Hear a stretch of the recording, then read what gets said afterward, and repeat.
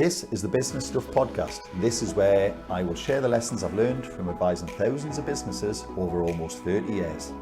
Each episode will give you practical insight to allow you to learn from other people's mistakes. I'll be pulling in experts from our team and the world of business, and together we'll make sure your business is giving you what you want. My name is Martin, and this is the Business Stuff podcast. Hi everyone, and welcome to this week's Business Stuff podcast. Today we are joined by the lovely Janet Ewans of Babylon Health Club. Janet has come hot off the heels from our doTERRA essential oils session. We've just done a workshop with our staff, so a quick plug for that because that was an excellent session, and our staff just learned about how to use pure essential oils as part of their health and well-being, and as a natural remedy as their medicine cabinet instead of going straight for the paracetamol or the aspirin. So that was a great session. But today Janet's not here to talk about essential oils necessarily. Janet's here to talk about emotional wellness and how that can affect your performance in the workplace. So over to you, Janet. Do you want to give a little bit of context on what exactly it is you do and explore the concept of emotional wellness? Yeah, fabulous. Thank you for that introduction. So yeah, I'm Janet Ewans, and I've just changed my business into Babylon Health Hub, making it a safe place for people to come and learn how to support their own health holistically, and that includes emotional wellness. We often forget the two are separate, and we often think we just get on with our day-to-day, but there is so much going on in the brain, and we have a constant battle in the brain. So what I wanted to talk to you today about was, when we're looking at emotional health, is yes, we've got some beautiful oils that are going to help support everything, but a lot of it is mindset as well. And when we can come and start and break everything down, we can literally change your life. It's fascinating when we look at core trauma. So that's what I wanted to talk today and introduce people to. Just thinking about that there's so many options on how we can change the way we think, feel, act. It is easy to do when we understand what the core trauma is. Absolutely, and I think what I liked about what you touched on in the session was it's not just necessarily about your instant reaction to something, it's about getting to the root cause. So, you know, if you've got a headache, you take a paracetamol, that gets rid of the initial pain, but why have you got the headache in the first place? Yeah. It's about being stressed. Same applies to a workplace context. If you have reacted to something in a situation, that's just your gut, rather than taking a step back and thinking, well, why have I reacted in that way? And I think you're going to explore a little bit about trauma and the behavioural effects of that as well, which will be really interesting for people. Really said, yeah. And it is getting to the root cause, and we need to get to the root cause of where our core trauma came from. So can I just say, I'm not a trauma expert. You know, I am investigating this and working this with myself, and because I experience all this, then I can share and help other people. And so what I just learned recently was getting to the bottom of core trauma. Now, I seem to think trauma is possibly the wrong word for it, because we associate trauma with being something really serious, really damaging, really this big, huge event in childhood, and everybody go, oh, I had a great childhood, me, I didn't have any problems. But when we're looking at this core trauma around emotional wellness, the core trauma can be anything from a sentence, it can be anything from an action. And what we're looking at here is where we need to stop and think and go right back to our earliest childhood memory, because there will be a memory there. Now, my core memory always used to be of me in a cot, and my brother in another cot, standing up and shaking the bars, and that memory kept coming back all the time. And so when I really started investigating on looking for a core trauma, I can take it right back to looking at that situation. Now, that situation at that time, you know, parents could put their children into care, like a care home, a hospital, but where they looked after your children while you went and gave birth, well, because you didn't have another partner there. So I can remember I was in one cot, my brother was in another, where my mum was giving birth. And I remember trying to reach out, because as a child, we don't have the emotions, we don't have the words to understand emotions we feel. So the brain starts to protect us from what's called core traumas. So in that instance, what that situation made me feel was, why is my brother over there and I'm not there? And what happened from there was a nurse there who came and slapped my hand because I was reaching through. You know, I probably didn't slap, probably just tapped, but it was enough of a shock to think, oh, why, you know, I'm getting wrong for doing that. And then what she then did was she picked my brother up to take my brother to go and see my mum. So that whole situation that seems nothing and probably happened in a second is enough to create a core trauma. So what the core trauma instilled in me was the brain has, because I felt so hurt by what had happened, the brain wants you to keep you alive and protect you, and the front cortex brain is only there to keep us alive, and the brain can't differentiate between emotional trauma and physical trauma. And of course in this day and age now there's no lions coming to get us, you know, so the brain will concentrate more and more on our emotional traumas. So what the brain does is it just wants to keep us safe. So what it'll do is it will mean that situation means something, so then I won't ever feel that deep pain and emotional pain again. So what that for me, when I really dived into it, was I can't make myself heard, because if I make myself heard, I'm going to get wrong. You're going to get a slap on the wrist. I'm going to get a slap on the wrist. And why did my brother's more special than I am, because my brother got taken to see my mum, so he's loved more than me.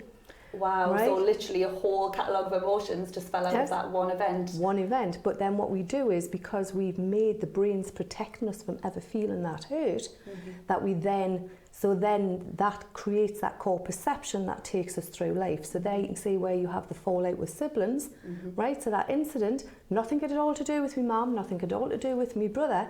That nurse took preference over taking my brother, had made me feel that I shouldn't be asking, shouldn't be doing anything. So that then creates, right, my brother's more special than me, right? So all through life you can see how you can have that dispute with your siblings, right? That sibling will always be favoured, but it's only a perception in your mind, right? It's not an actual thing, but the brain is keeping you there, and it will keep you locked in there until you come and recognise it.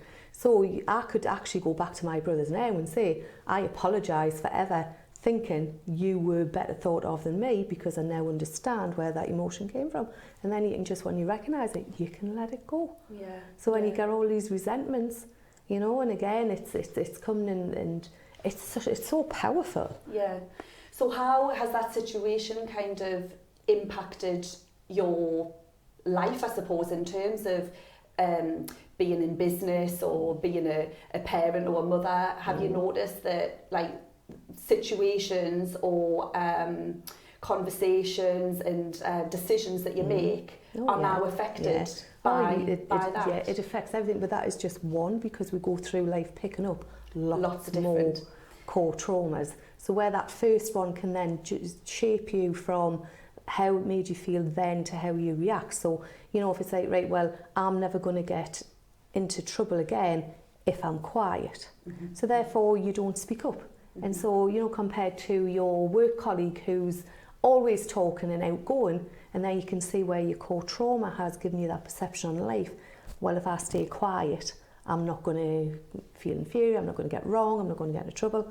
And so, you know, especially in the workplace, so when it comes to looking at how, as managers as well, how we relate to different people, not everybody thinks the same, and we always think that this is, you know, well, I've given you that instruction, well, you would react to that instruction differently to somebody else depending on the core trauma. And it's really interesting, you know, that we need to, as managers, to start thinking of this and start thinking of that other person and what their core traumas could be, right? So let me give you a great example of one that somebody had talked to us about was, you know, sorry, I was going off track there. When we go through life and say when we're school children, and I don't know about you, but I'm a little bit older, but at the time when we got our choices for our subjects, and I remember my dad saying, right, you take the 3 sciences, chemistry, biology and physics, and you can choose your 4th one. He never asked us, what are you good at? what would you like to do? Where are your interests? What do you enjoy? Right? What do you enjoy? Right? It was, these will see you through life. You take those subjects and you can choose your fourth one. Oh, wow, great, thanks. So I chose home economics because I like cooking. But what that then instilled in me was, at the time, would have been the emotional trauma of, you didn't give us a choice. You thought you knew what was best for us. You didn't hear us when I wanted to say anything. So what that installed in me was, and this installs this in children as well, so it's really interesting as parents to look at how we support our children, is ask them, let them make their choices, because when you impose it, what they'll do is they will accept what you say, but then they're going to fight it every step of the way. And then when they do fail the exams, you can just go around and say, well, I told you I wasn't any good at it. But what you've done is subconsciously, we haven't even tried. Right? Because I didn't want to do it. You've made us do it. So what I'm going to do is I'm just going to play the fool. I'm not going to do it, and then I'll just say, right? One of the really interesting things is looking at procrastination and why we procrastinate, right? Again, it comes to the subconscious. So I'll give you an example, going back to childhood and school options and everything. So I remember when we're talking about careers, as a child, I'm one of 5, I've got 4 brothers, so 4 boys, I'm the only girl. And I remember my mum and dad in this discussion saying, you know, to me brothers, more or less, you can be what you want to be. You can go and do whatever you want to do. Janet, you ain't be a secretary receptionist. No. But and when I speak to people about this, a lot of people can totally relate. That's what the parents said at the time. Career services at the time, because at the time, going back 30 odd years ago, 40, that's terrible. At the time, that was a high standard for women, right? Because women were just coming through the workplace and, you know, moving up. And so by instilling that, you know, that you want to be a secretary receptionist, how that made me feel, because what we're talking about here is emotions, how that made me feel was I was below average, right? So my brothers were better than me, and you made me feel that I was below average by that's all that's going and that's what you can go for. So what that then instilled in me was the determination to succeed. I'll show you I'm better than my brothers. But the underlying thought behind that was I'm average. So when we start procrastinating, when we're in the workplace, right, what we do is we're determined to succeed, but the underlying thought is I'm average, I'm not meant to be successful, I'm not going to get there.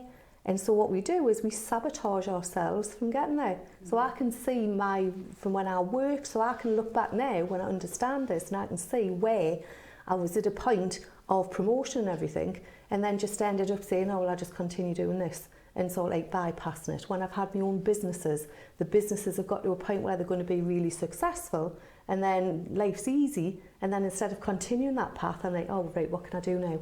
And then so what I do is instead of continuing that path, I've then distracted myself to go and start another business up, start at the bottom, and then bring that up, and that business goes like that, and then that goes like that, and then you can see that cycle. You know, if most people start and look back over their whole career history, looking, yeah. It's really interesting how you mentioned about self-sabotage there, because we did at Robson Laidler, we've, you know, the manager level, we've done leadership and management training, and the ladies that conducted the training took us on a module about self-sabotage. And how what you're talking about in terms of your childhood thing, like the way you are now in business or the way you are in, you know, in your day-to-day life is all determined by your internal kind of perceptions on your upbringing, isn't it? So we started with a task on, you know, where did you go to school, who were your friends, where did you live, like went right back to the basics of that.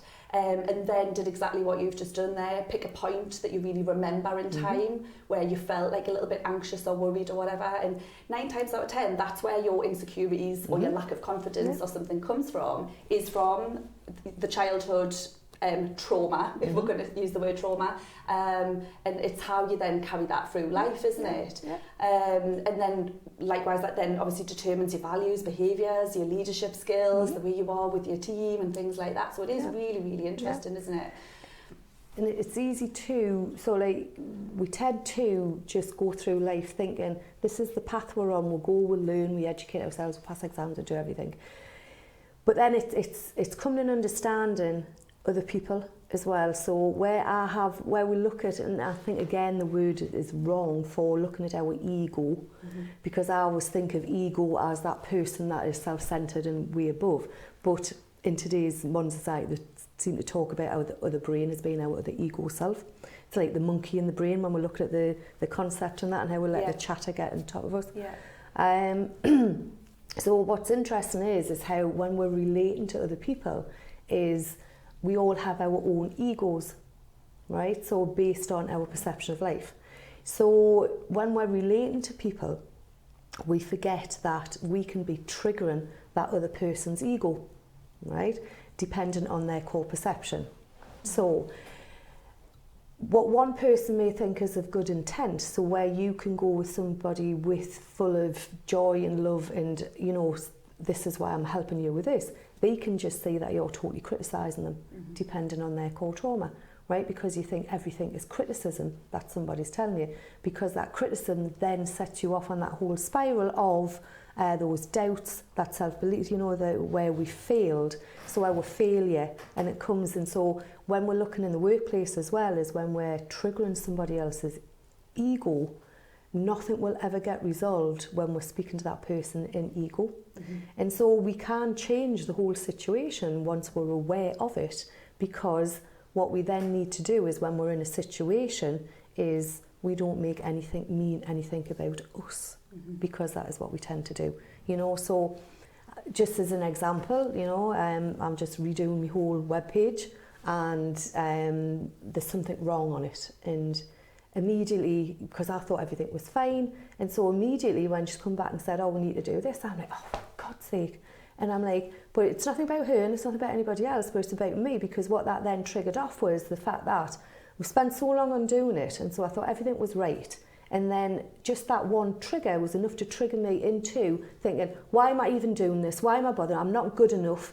I'm average. I shouldn't be aiming for this. And so just that one sentence triggered me into a whole spiral.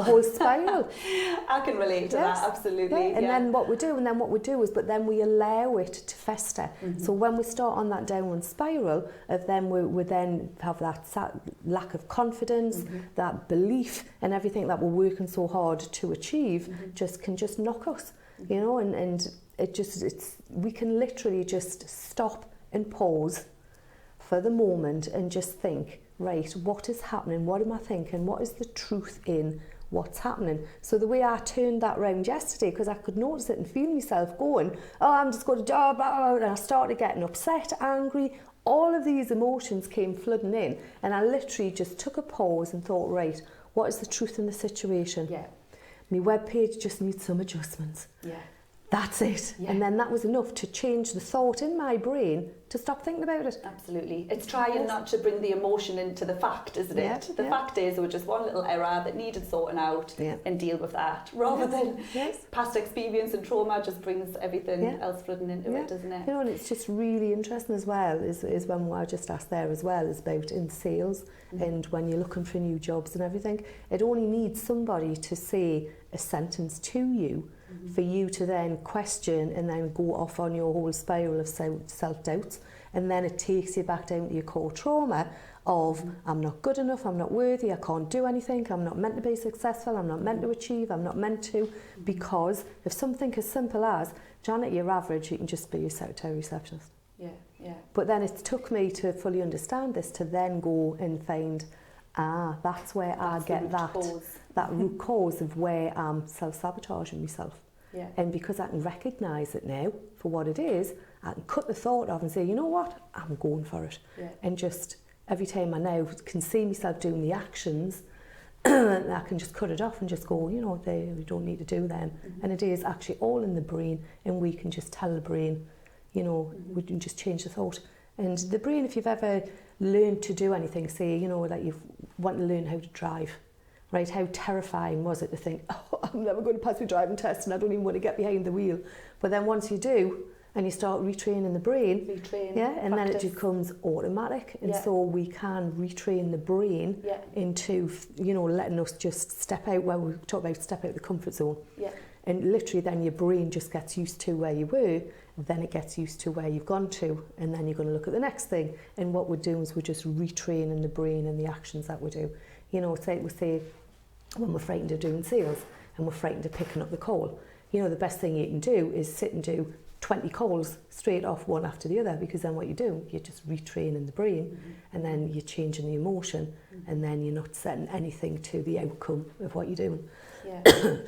Excuse me, it's all fascinating stuff. It I love really it. is. Yeah. So just getting back to what you were saying there then about retraining the brain. So what kind of advice and tips would you give to our listeners on how they can take this initial childhood trauma or whatever it may be that's kind of triggered a bit of a negative response in them from a younger age, and turn that into something positive moving forward and taking that forward, so they can then develop more powerful leadership skills. They can identify things in their team better, you know, which is probably a separate question actually, but just in terms of, you know, if you can identify this in yourself, is it also important that you can then identify that in your staff and get to know your staff really well, and kind of what motivates them or what demotivates them, what's going to set them off, or well, you know? what's really interesting is you can change your whole situation without ever having to change the other person, because when we come and start on ourselves, and then we can look at where our thoughts and beliefs are coming from, and find that it is all down to preconceived ideas and assumptions, and you know, and just understanding ourselves and where the ego comes from, then we can understand it in other people. So I've changed the whole situation. One of my friends changed the whole situation around coping with parents and how we deal with people in relationships and not clashing with the egos. Because when you know yourself, then you can understand that where that other person then becomes defensive, they are in their own ego. And so what you can do is you can recognise that thought, and then don't make the situation make anything about you. And that can change the whole situation without you even having to broach a person and say, come and learn about ego and let's sort it all out for you, because a lot of people won't say it. So we all need to start on ourselves, and when you can start on yourself, you start letting go of all the things that you thought were important, because they're not, because the only thing that is important is this moment in time, where we are and how we create and how we speak and how we deal with things. You know, because what happened yesterday has gone. What happens tomorrow is in the future and can change like that. So we tend to get so worried about what if, what has, what can, if, when, whatever, instead of just, let's just react to how we're feeling and being in this moment. And that's why I sort of like say we can take a pause in the day, you know, even if you take a pause for 2 minutes every hour and just stop and think, how am I feeling? What's going on? How am I reacting to it? And then what's the truth in what I'm thinking? Right? It's like, you know, I often used to think with my mum or my brothers, you know, when anybody's asking us about my business, it's causing a trigger. It was triggering us because I'm not where I want to be. And by them asking, to me, they're criticising. Based on my core trauma that I've picked up, you know, sort of like through school and, you know, all of these added together. But now I can see that and I don't let it trigger us. So when they ask that question, now I just say, everything's fine. And I don't say, you know, and deep say, what are you asking that for? Say that, I just went from there to there. Because you know, because you know, and that's so powerful, isn't it? And I love the phrase, respond, not react. And I, you know, since I learned all about that, and as you say, taking a step back, why am I feeling like this? Am I being true to myself by feeling like this, or am I just, you know, reacting to something rather than considering the situation appropriately? That has really helped me from my career, from managing staff, from, you know, being managed, and just taking that step back and responding rather than reacting is so powerful. It really is. And now, of course, you can add all this into it now, on you can be more aware of how people react to you. And because they're in their own core traumas, you know, they're in their own ego, and you may just have triggered something in them. In them. So again, this is why I think it all boils down to communication and really understanding your team and understanding who you're working with, isn't it? And getting to know that person and what's their key triggers, as you say. Is that an easy thing to do? You don't just go up to somebody and say, no, that's how was your childhood? Where's this reaction come from? Yeah. No, I think we all, it's just fascinating too. I think it all comes around to is not learning this, but feeling. So I knew for years, I've read loads of books and, especially looking at overwhelm, procrastination, everything to do, management and everything. And we can read it and we can learn it, but until you start feeling it, it changes everything for you, so you can't change it. And there's lots of courses that you can do, if anybody ever wants to really delve into this, they can just reach out and I can point them to the lady I did all this with. Absolutely fascinating, and it can change your life, because we get so caught up in, everything we're doing to destroy ourselves. It is actually all in the brain, and it's the emotional brain versus the ego, and we literally, that's more overpowering. And when we can see it and feel it, you can change it, because we just change the thought. It's all about emotional intelligence, isn't it? Which is a bit of a hot topic at the moment, isn't it? And really understanding those things. And I think these kind of communication and emotional intelligence skills are key to being, successful in the way you manage people in business and things like that, isn't it? Absolutely. Okay, well, closing points. Do you have any practical, quick tips you can give our listeners on, what they can do to make a start on recognising these things? Yeah, I think one, being aware of it and being open to the fact that we can change how we feel in an instant, right? Literally, you just need to stop and pause. It's a good thing to stop and pause a few times throughout the day. So I have my phone set for about 3 times throughout the day, and when it goes off, I literally just stop and for 2 minutes, 5 minutes ideally, and just think, what's going on, what's happening, how am I feeling? Am I feeling stressed? Am I feeling angry? Why am I angry? Whose fault is it I'm angry? Why am I angry? Where's the thoughts going to? Am I making it mean anything about me? Because when we make it mean something about us, it will take us in that spiral, and it can go on for days. You can see the example is road rage, right? So if somebody cuts you up, my husband's terrible, absolutely terrible, and he will get angrier and angrier, and it will go on for days because he lets that spiral and he eats on. He's done something to cut me up. I'm the bigger man, he shouldn't have done that. So his core trauma it'll eat away at him for about a week. Me, if somebody cuts me up, I literally can see it, and I literally cut the thought off of it being somebody else's fault, except by saying, I'm glad I reacted to that and I've avoided an accident. And then the thought just goes, because we'll cut it off and it goes. We don't waste any more time thinking about it. So you can cut that cycle off. And so that's the same in the workforce. We tend to have arguments with people that will go on for days and fester for weeks. Literally take a pause and just think, right, go back to the initial incident. What did I make me feel about that incident? Because the incident itself, there was probably nothing to it. It'll have been something that you didn't hear or something misheard, and then did you actually even speak about it to clear up the misunderstanding? No, we let that whole spiral take us down. And so literally take a pause a few times a day, and then just start looking at, how am I feeling? Because we don't think how we feel. We're so busy being busy, we don't think about our emotions. And it's huge, and we can change how we feel in an instant. Yeah, and I think what you said as well about interpretation, I think that's key as well, isn't it? You can get an email off somebody and you can interpret it negatively, or think, what did they mean it like this? Did they mean it like that? And then you can sit and fester on it. Yeah. So again, I think from what I've taken from this conversation as a tip is to just clarify those things. Ask, think to yourself, did that person really mean to upset me? But you say they wouldn't have known they upset you because they're in their own, they've said something that's triggered in you, something that's got you upset. Yes, they didn't know that. They don't know you've upset them.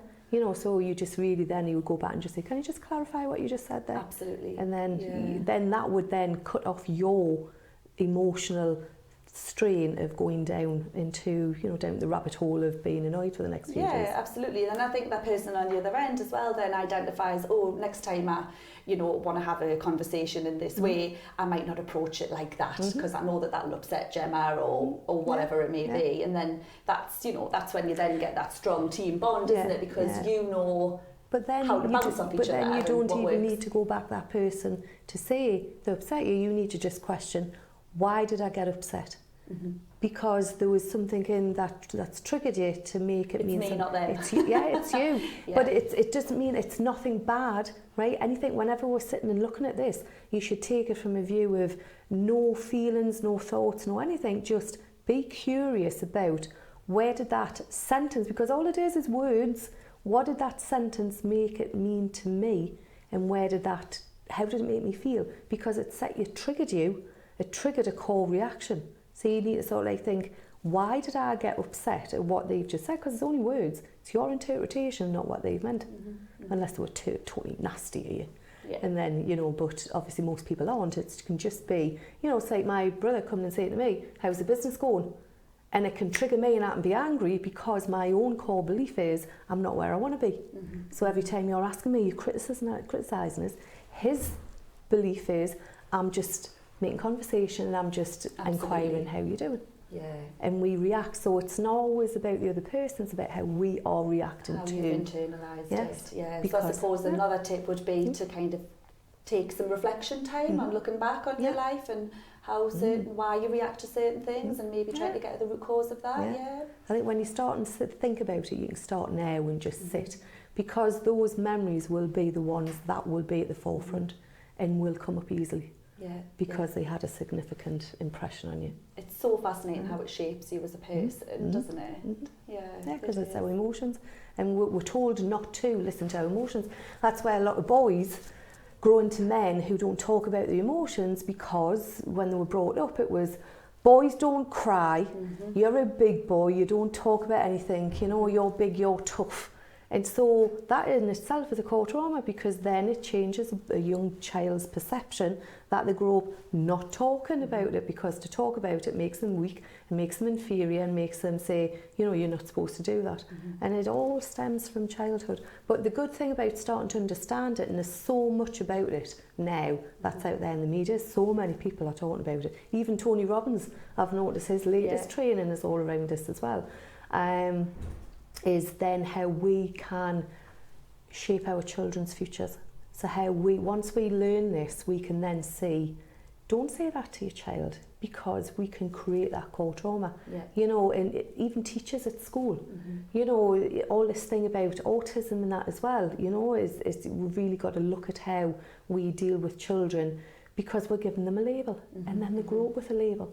And nobody should be different from everybody, because it creates core traumas. Right, left and centre, and it affects how then people go on throughout their whole lives, when we're all geniuses, because we're all born the same. I absolutely agree. I think now that I've been educated and know a lot more about this, it's made me conscious of the way I speak to my children or their upbringing, because I'm conscious, I don't want to give them a core trauma here. But the worst thing you could ever say to a child is go and sit on that naughty step and contemplate what you've done. Because at that age, we don't have the maturity to deal with the emotions. They just think, I'm naughty, that's it. Yes. That's it. I'm that naughty person. Yeah, but then they could be sitting there for 5 minutes and you've given them such an emotional shock that the brain takes over, and then it makes them mean, if I'm sit here and I'm quiet, then I won't get wrong, right? It's like you can see how narcissists become, if you look at, say, 3 siblings in a family at an early age, and the only way the child got love and attention was when they were sick, right? So when we're sick, we get, have a day off school and you're with your mum and everything, and it's like, oh wow, I'm getting all this love and attention. And so when that happens in the start of love and attention, then what they say is, well, every time I tell you I'm ill, I'm going to get attention, I'm going to get loved. And so you can see how people, what they damage themselves as well by doing that, because then they then turn that whole core perception into, I'm needy, and I'm going to make you, if I tell you I'm not well, you're going to give us sympathy and you're going to be my friend, but then it goes the other way. But you can see how that comes, when trying to understand how does a person turn into a narcissist, and you can take it down to core trauma.